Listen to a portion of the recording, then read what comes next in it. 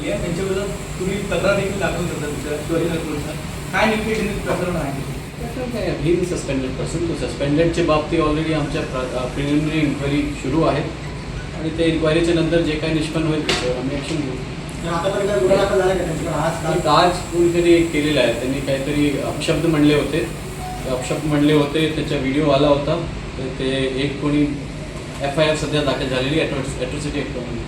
आपली काही टीम अटक करायला गेली आहे का एनसीबीची? त्यांना असा आरोप केला आहे त्या व्हिडिओमध्ये की एनसीबी आहे माझ्यावर गुन्हा दाखल असताना अटक केली, अटक करायला पाठवली.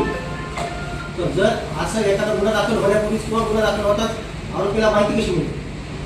अटक करायला पाठवली तो गलत वर्ड आहे. अटक कुठे केली? अटक वगैरे नाही केली. धाराशिव. चौथा आहे लाला साहेब साखाराम पवार, 26 वर्ष, 10वें गांव, वाशी, धाराशिव. सर, याच्यामध्ये आत्ताच्या आवाजाचे गुन्हे दाखल झाले, जुने किती टोटल आता जे आपण आरोपी त्याच्याकडून 8 गुन्ह्या व्यतिरिक्त 3 गुन्हे उघडकीस आले. सांगितलं ना, एक नेकरूरचा, एक आवाजाचा जो की केजमध्ये दाखल झाला होता आणि तिसरा पाठवला. हे सगळे 2025चे आहेत. 2025 एक 24 आहे पाठवला.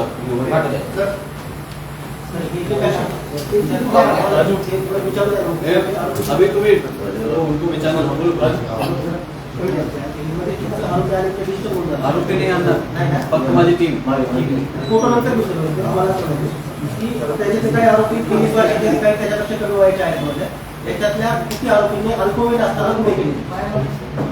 अल्पवयीन असताना गुन्हे केले हे डेटा तुम्हाला काढावं लागेल त्याच्यावर माझ्याकडे. आता हे प्राइमा फेसी डेटा मी तुम्हाला सांगितले.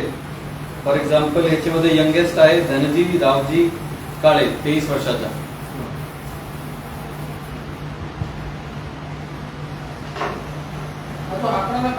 तो ऍक्च्युअली 2015 पासून गुन्हा करत म्हणजे जुवेनिल असताना. आरोपी कुठून कुठून अटक केली? 4 आरोपी आहेत सगळे धाराशिव.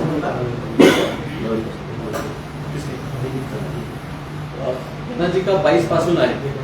धनाजीचं जो सांगितलं ना मी त्याच्या 22 पासून आहे. त्याची उमर आज आहे 23, बेसिकली 20 वर्ष पासून. तो जुवेनिल नव्हता गुन्हा करताना. यांच्यावर जे काही 27 गुन्हे दाखल आहेत ते कुठल्या प्रकारचे आहेत? सांगतो. डेकॉइटी, रॉबरी, चोरी, मारामारी, घरफोडी, अटेम्प्ट अबॅटमेंट ऑफ सुसाईड पण आहे, 306, रायट आहे, चोरी आहे. या सगळ्या प्रकरणात पोलिसांनी तातडीनं कारवाई केली, गुन्ह्याचा तपास केला, आरोपी सापडल्याचे सगळं म्हणजे अभिनंदन याबद्दल पोलीस प्रशासनाचं. पण बेसिकली मागच्या 6 महिन्यापासून किंवा 1 वर्षभरापासून लॉ अँड ऑर्डर जो सिच्युएशन आहे तो मोस्टली त्या विंड एनर्जी कंपनीज आहेत, विंड एनर्जी, त्यांच्याकडे बाउन्सर्स आहेत, त्यांच्याकडे सर्व आहेत, तरीही चोरीच्या घटना करत नाहीत. आपण त्यांना काही इन्स्ट्रक्शन दिल्यात का? त्याच्या बाबतीत आपण त्यांना डिटेल्ड सेफ्टी ऑडिटचं आपण त्यांना पत्र दिलेलं आहे. ते सेफ्टी ऑडिटमध्ये तुमचे जो गार्ड्स आहेत त्यांचा करेक्टर व्हेरिफिकेशन झाला आहे.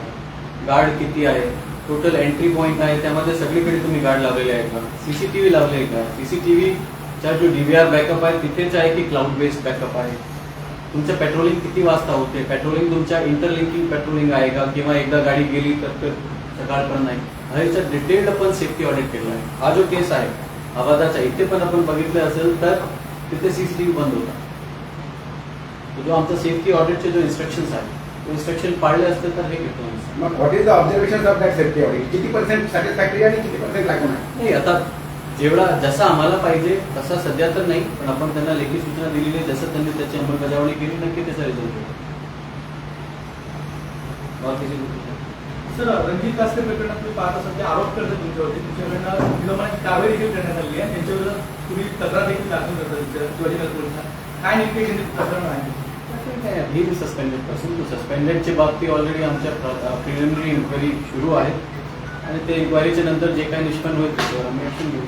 आतापर्यंत गुन्हा दाखल झाला का? आज कोणीतरी केलेलं आहे, त्यांनी काहीतरी अपशब्द म्हणले होते, त्याचा व्हिडिओ आला होता, तर ते एक कोणी FIR सध्या दाखल झालेली ॲट्रॉसिटी ॲक्टमध्ये. की आपली काही टीम अटक करायला गेली आहे का एनसीबीची? Yes, त्यांना असा आरोप केला आहे त्या व्हिडिओमध्ये की एनसीबी आहे यांना माझ्यावर गुन्हा दाखल असताना अटक केली, अटक करायला पाठवली. तर जर असं एखादा गुन्हा दाखल होण्यापूर्वीच किंवा गुन्हा दाखल होतात आरोपीला माहिती कशी मिळते? अटक करायला पाठवली तो गलत वर्ड आहे. अटक कुठे केली? अटक वगैरे नाही केली. प्रश्न असा आहे, एखादा आरोपी माझ्या Dates आहे. मला अटक करायला येत आहे असं प्रिडिक्ट कसं करू शकतो की इन्फॉर्मेशन कुठून लीक होते? कुठून? ते तर त्यांच्या घरी जाऊन पूछताछ केली तर त्यांचे घरचे लोक सांगणार ना. ओके, घरचे लोक मात्र सांगणार. गंभीर आरोप केले जात आहेत त्यामध्ये काही पुढे कारवाई देखो, तुम्ही माझा पॉइंट आहे की आरोप कोणीच करू शकता. एव्हरी आरोप has to be justified with evidence. ठीक आहे, आरोप कोणी करू शकता. एव्हिडन्स जस्टिफाय करा. आणि सध्या आमचा जो प्रिलिमिनरी इन्क्वायरी प्राथमिक चौकशी आमची चालू आहे त्याच्यानंतर आमचं डिसिजन जे होईल ते होईल. आणि माझ्यातर्फे जो एक सस्पेंडेड ऑफिसर आहे, सस्पेंडेड ऑफिसरच्या बाबतीत जो आपल्या शासनामध्ये आपला डिसिप्लिनरी तरतूद आहे त्याच्या बाबतीत आम्ही करत आहे.